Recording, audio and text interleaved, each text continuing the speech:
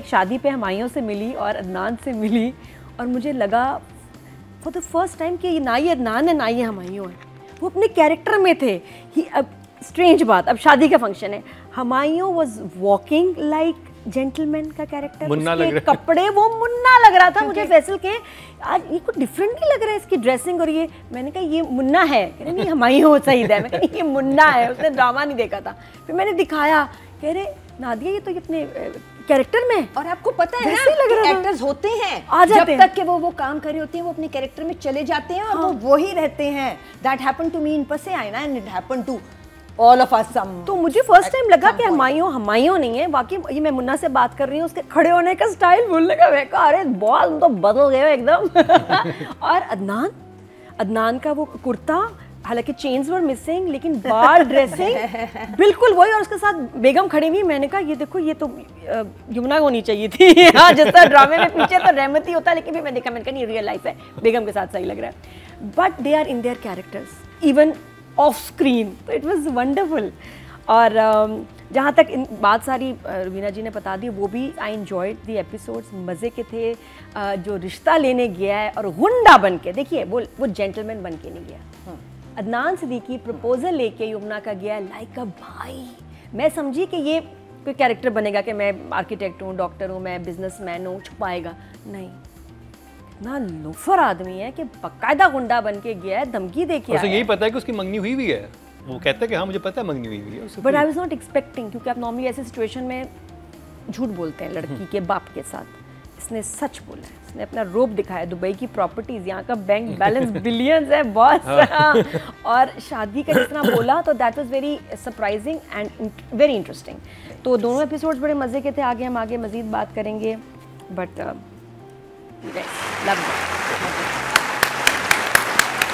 जुमले तो वाकई बहुत अच्छे थे। मेरा फेवरेट सीन ही वही है, रहमती जब रिश्ता लेके आया और खालिद अनम उसके साथ वो क्यों क्या मेरे सर पे आप हाथ रखें शफकत का, बस रख भी दिया, हाँ अब हो गया, अब क्यों वही क्या, वो इतने सिंपल सवाल वो पहुंच ही नहीं पा रहे, उनकी वाइल्डेस्ट इमेजिनेशन में भी नहीं है कि ये बंदा बेटी का रिश्ता मांगेगा, लेकिन जब उसने मांगा और सारा, तो it was one of the best scenes I think अभी सारे ड्रामों में। मुझे बहुत अच्छा लगा। मैं पर्सनली पसंद करती हूँ ड्रामे में सादे जुमले जो मुझे समझ आ जाएं, तो इसमें कुछ हाउएवर जुमले थे इन एपिसोड्स में जो बहुत अच्छे होंगे बट मुझे समझ नहीं आया। जैसे यमुना अपने फादर के साथ बात करी, मुल्जिम मुजरिम जेल वाले चीज़ मुझे बहुत अच्छी लगी, लेकिन आगे जाके वो मेरे लिए कंफ्यूजिंग हो गया कि इतने लोग बैठे होते हैं जिनमें से 60% 80% होते हैं, हाँ, बेगुनाह होते हैं और उनकी कल को जमानत भी हो जाती है, लेकिन उनकी कभी जमानत नहीं होती। हाँ, क्योंकि वो अपने तो एक दफ़ा जेल से होके आ गए ना।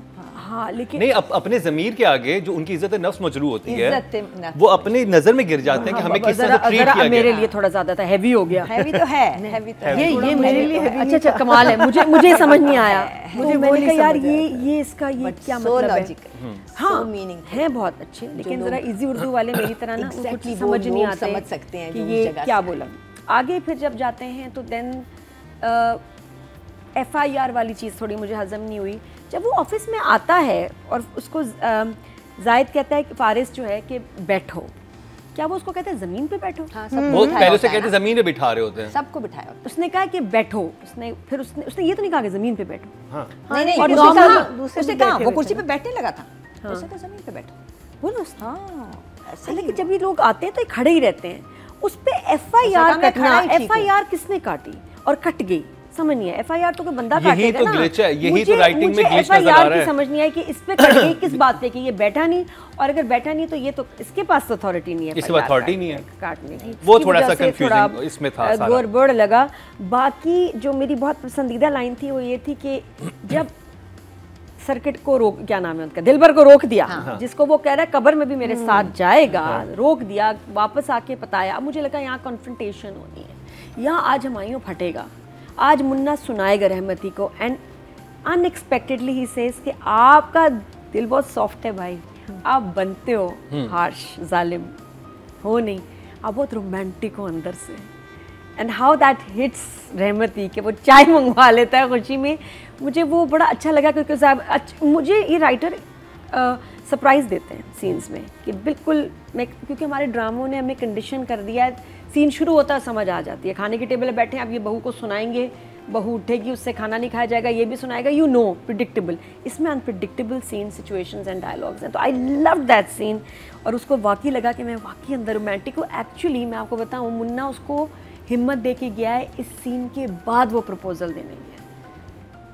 उसको तो समझ आ गई मैं रोमांटिक हूँ, तो अब मैं जाऊँगा। मुन्ना से गड़बड़ हुई है यहाँ। मैंने उसके अंदर ना रोमांस की चाबी से खोल दिया है उसको। चाबी दे दी रोमांस की। चला गया रिश्ता लेके। मुन्ना ने रहमती को मोहब्बत की चाबी दे दी है। क्या किया तुमने?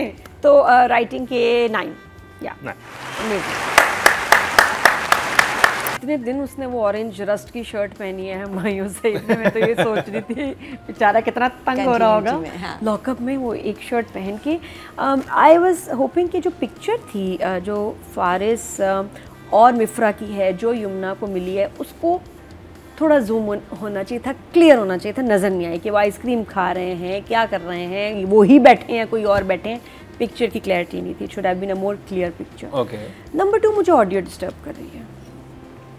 ऑडियो मज़े की नहीं। अब ये कुछ ये ग्रीन के ही ड्रामे के साथ होता है और कहीं नहीं होता, और इतना बड़ा प्रोडक्शन हाउस है साथ में कोलैबोरेशन में, तो कि मैं यकीन नहीं कर सकती कि ऑडियो किस सीन में आपको मसला लगा? मुझे थ्रू आउट ही कहीं ना कहीं मुझे क्लियर नहीं लग रही। बहुत अच्छी लगी। नहीं, मुझे इतनी ऑडियो उनको तो बैकग्राउंड म्यूजिक लगा मुझे ना सारा सब ठीक है। नहीं, मुझे ऑडियो फिर भी कहीं क्लियर नहीं लगती कि मुझे रिवाइंड भी करना पड़ा एक दफा कि यार ये क्या क्लियर नहीं मुझे समझ आया। ज़बान है ना शायद, इसलिए maybe the language is no it is the audio, it is the audio के इतनी क्लियर नहीं जितनी दूसरे ड्रामों की है, जो मुझे इसमें समझ नहीं आ रहा। इसका जवाब पूछ के मैं नेक्स्ट वीक वैसे लाऊंगी कि उनको भी कि बनाने वालों को भी ये लग रहा है या मुझे लग रहा है। तो जरा इसको मैं और डिटेल में जाऊंगी।